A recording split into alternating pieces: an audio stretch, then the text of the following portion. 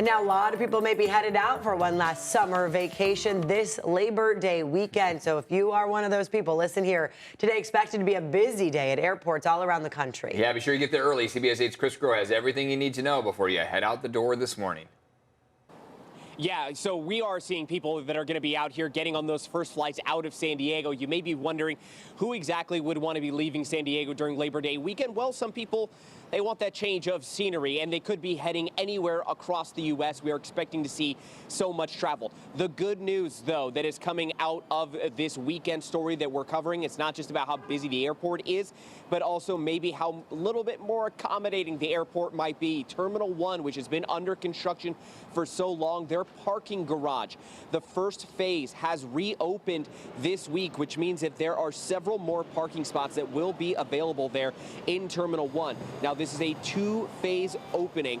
Phase 1 opening has happened, so that means that those spots are open. The second phase will not open until the end of summer 2025, but by then the airport, the parking availability will increase to almost 8,500 spaces when it is all said and done. So that is good news, especially because so many people have been having to do those reserved parking at the Terminal 2, trying to find other types of parking spaces and garages in and around town. So this is some good news for those who fly frequently, even beyond Labor Day weekend.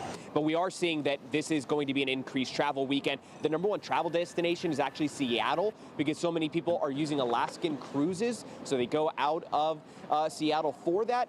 But look, with increased travel, there are going to be some hiccups, and we are already hearing some frustrated travelers from across the nation. It's part of travel, you know, even if there is a rush or there isn't, there's always going to be, you know, little hiccups every now and then. Nothing they could do about it, nothing I could do about it, so I hold no grudges.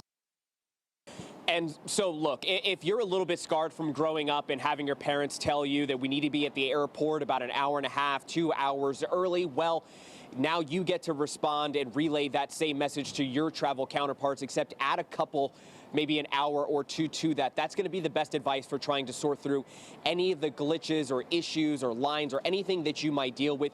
Get here as early as possible. That is what the airport AAA will relay, and that's what we will relay to you as well, too.